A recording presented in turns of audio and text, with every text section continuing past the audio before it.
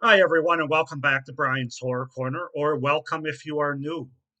And welcome back to my horror franchise movie review series for April 2024 here.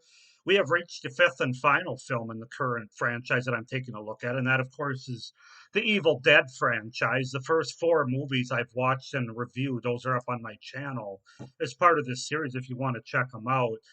Today, we're going to go ahead and take a look at the most recent entry in the Evil Dead franchise, and that, of course, is Evil Dead Rise from last year, 2023.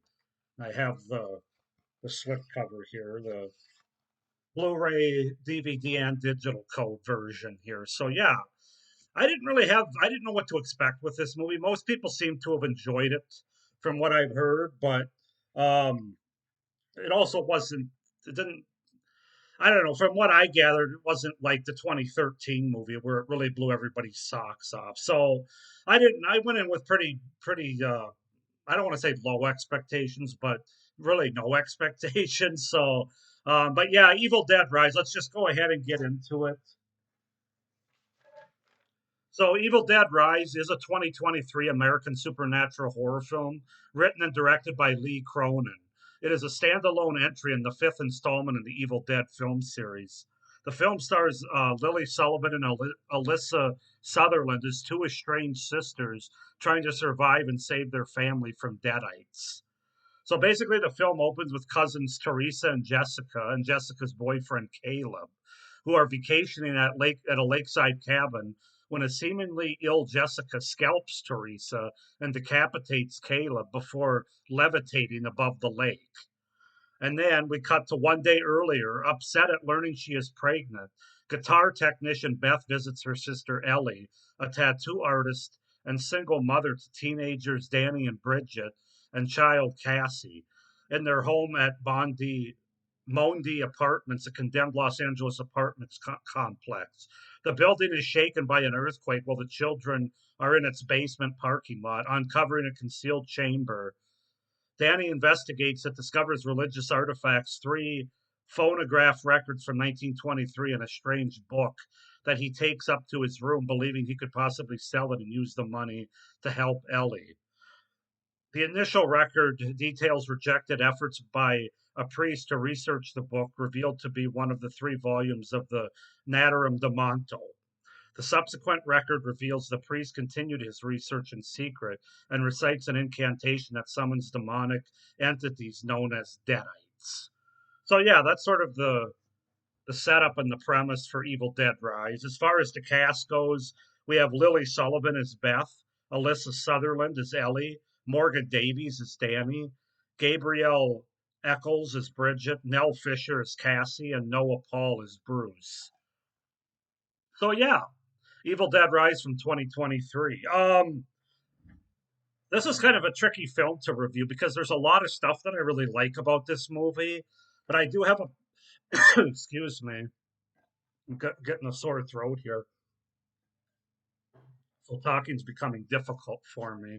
So I might have to take a few sips of water throughout my review. But um, there's a lot I enjoy about this movie, but I also have my share of problems with it too. So um, let's just go ahead and get into it, starting with the good or the pros for this movie. And I'm going to start with the opening sequence. I thought it was pretty effective to kick off an Evil Dead film that we get for the first time in 10 years. Um, the sequence of the sort of the cabin in the woods reminder and subversion as well of what this movie's going to be. But I especially like how they introduce the movie with the title Rising Up, as it's called, Evil Dead Rise, and there's something going on in the background. I don't know. I just thought that whole thing was cool, and so I wanted to bring it up in my pros. Um, this movie has a great atmosphere throughout with camera work, visual sense of claustrophobia and dread. It all really works well together to make for an uneasy but entertaining watch. You know, not all these Evil Dead movies do that. Some do better than others. I thought this one did it well as far as building that sense of dread here through the atmosphere, and a lot of that credit goes to the technical aspects and the directing of this movie. Um, I think changing up the setting for the majority of this movie anyway was effective it was potentially a dangerous idea that people weren't going to go for because Evil Dead's kind of been known as the cabin in the woods setting, other than Army of Darkness, where they go back in the past. They hadn't really done it like in a city or away from the isolation of the woods, but they were able to come up with a setting that's just as claustrophobic, just as isolating, but also add some new elements, some more modern day amenities, if you will, um, some appliances, some other things that play into being able to use to try and kill a deadite as well as it could be used on you. So I thought the movie did a good job with that when it came to changing up the setting. They didn't just put it in a setting that was missing those things. That really wouldn't have made it as good of a movie as the other Evil Dead movies and what we've come to expect from this franchise. So, well, the setting is different in this movie. It works because it still has those elements and adds some other elements as well. Um, that adds to both the kills and the atmosphere of this high-rise dilapidated apartment building. Between the elevator being broken and going out after the earthquake, the stairs getting demolished and falling apart. It all adds and makes that claustrophobic isolation feeling and sense of dread that we would come to expect as a viewer watching this movie. I thought the performances are really solid by the entire main cast here, the family, basically, especially Alyssa Sutherland, though. I thought because she has a lot of physical movements and acting that she has to do, creepy movements and looks to perform, and I thought she knocked it out of the park. I thought they did an awesome job casting her, and also Lily Sullivan as the protagonist's sister of Beth. Um, where she has to kind of take on a different role from the beginning of the movie and really protect these children and kind of become the sane mom, if you will, in this movie. At the same time, while is an expectant mother herself, as she finds out, and we as the audience find out at the beginning of the film.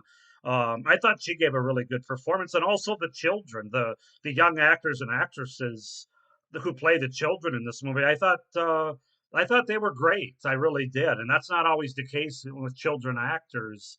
Um, that's kind of another thing where this movie took a chance and it ended up paying off because of good casting. There hasn't really been children in the other movies. I mean, I guess you could say teenagers going to a cabin or more like people in their 20s, though, frankly.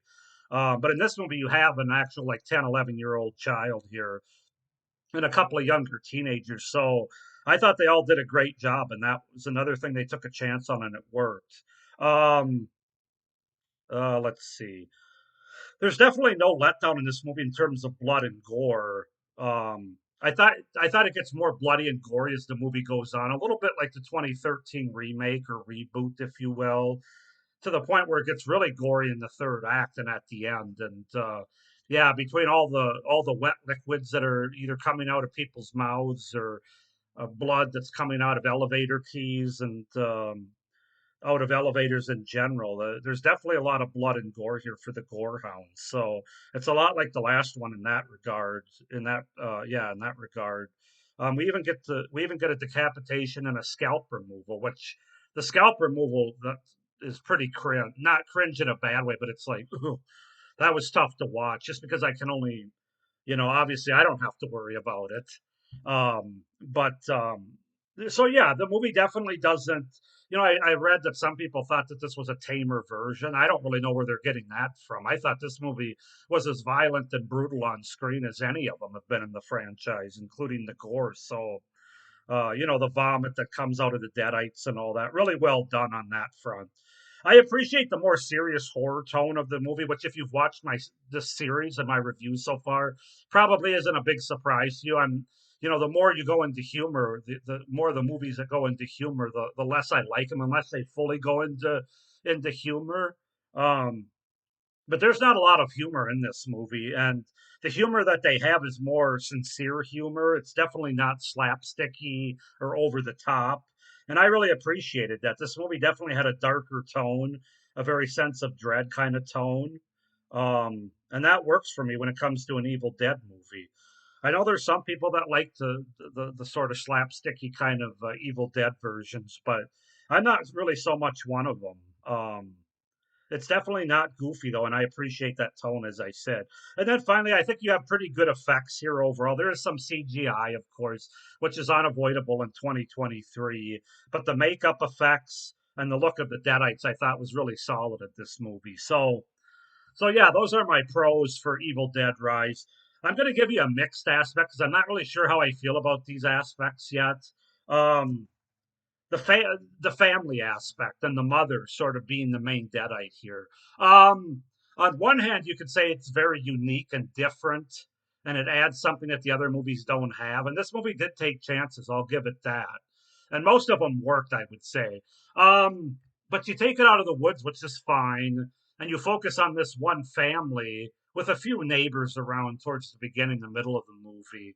Um, but it's all based on a family, and I thought it worked well because of the casting, the acting, the performances. But I don't know. I just it makes it feel a little bit more of a standard horror movie and less of an Evil Dead movie. I don't know. Maybe it's just me, although I don't think it is. I've heard other people say that as well. That's kind of a mixed aspect for me. And then, as well as how the third act goes. Not that I don't like the third act, but there's a certain creature that's introduced in the third act, and I don't know how I feel about that. I don't know. I don't hate it, but I don't necessarily love it either in terms of how the Deadites ultimately manifest in the end of this movie. So those are just a couple of mixed aspects. You can go ahead and comment down below on those if you would put those in the good or the bad bin for yourself. Then we get into the cons or the things that I didn't like or didn't work for me.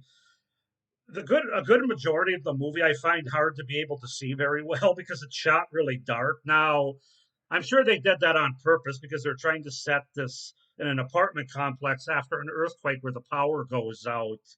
But there were scenes where I really couldn't make things out at all, and as a result, I don't think the movie worked for me as well as it could have. I'm not expecting the movie to be fully lit. I like the shadow and the light, the darkness, but it was almost too dark for this movie. Yeah, I would have liked a little bit more in terms of being able to see things without having to squint every other scene. So that was one thing that really stuck out to me, and not in a good way. I think knowing more about the family and these characters at the beginning would have been more beneficial, to really come to care about this family more, to be more invested in what was happening to these characters.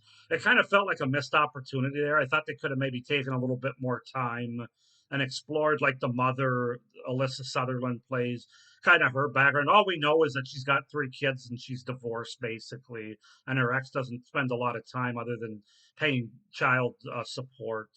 You know, her sister, we find out, is pregnant and she's part of like a guitar band group or something. But we don't really know much about the kids. I just thought that there could have been more investment there. But it's an Evil Dead movie. Other than Ash Williams, when have we ever had investment in the characters? So that's not quite as big of a con, but that's just a missed opportunity I felt there. I'm probably going to sound like a douche for this, but again, if you've watched my series, you'll probably know where I'm coming from. This movie does feel a little too Hollywood polished for me compared to some of the other entries in this franchise. I just feel like it's kind of missing that grit that even the previous movie had. And the previous movie had a similar budget to this one, so it isn't just about having a low budget. But the 2013 movie was able to still have that grit despite having a higher budget, and I didn't feel it in this movie. Um, I almost this is going to sound weird, but I almost think this movie could have been a little bit more constrained by having a lower budget. And that's, you won't hear me say that a whole lot, but sometimes a lower budget movie, especially for Evil Dead movies and that realism that I talk about in certain movies from the past, the 70s and 80s, can really work and benefit a movie. And I thought that this might have been the case here. Instead, it kind of has that Hollywood shine. Um, so that's something that stuck out to me that I didn't really like about it. Let's see. Do I want to add anything else that I didn't write down? There's not a lot of jump scares. I'll give the movie that. The scares are more sense of dread and building tension, so that's a positive. Um, yeah, I don't know. I'm just very mixed on the family aspect to it. It's different. I give them credit and appreciate the fact they tried something different, but I'm not sure that that worked as an Evil Dead movie. I think it worked well as a horror movie, and especially because of the acting and the casting. But I'm gonna have to sit on that one for a while. So I'm going to give Evil Dead Rise a 7.5 out of 10. I definitely like it more than I don't. There's definitely good aspects to it. Um, but there's also some things that bug me about it. I'm going to be honest there. So 7.5 out of 10 for Evil Dead Rise from 2023. Go ahead and comment down below what you guys think of Evil Dead Rise from last year. Do you like it? Do you not like it? Why not? Comment down below. Please like this video, hit the little notification bell, and subscribe to my channel so you don't miss any of my upcoming videos for this series.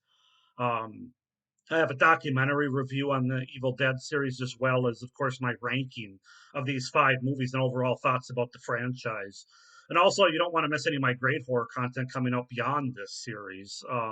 I have a very exciting series coming up right away in May here that you're not going to want to miss, and really throughout the rest of the year. So, with that being said, I hope everybody's doing well. And as always, stay scared. Bye.